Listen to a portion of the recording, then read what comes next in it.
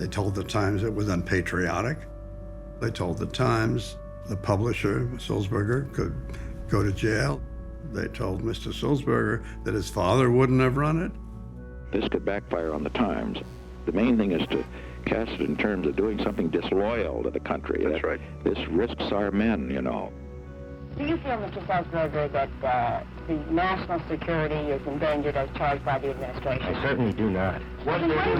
This was not a breach of the national security. We gave away no national secrets. We didn't jeopardize any American soldiers or Marines overseas. When I interviewed Mr. Sulzberger, he held out his hands and said, "I'm ready to go if I have to." The lawyers had urged them not to publish. The Times went ahead and published. The Times called its lawyers. Their lawyers came over and said, "We won't represent you." And so the Times found themselves without a lawyer. 1 a.m, my phone rang, and it was the general counsel of the Times, James Goodale, who had already called a professor of mine from Yale Law School, Professor Bickel, to ask him to lead a team in representing the Times. And I was stunned to get the call.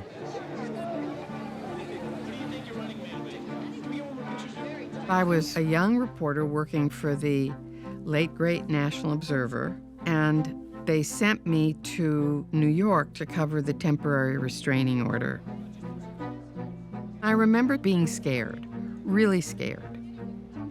If the government could stop the New York Times, the Gray Lady, the most important newspaper in the United States at a time when newspapers were still king, that meant they could stop anybody from publishing for whatever they called national security.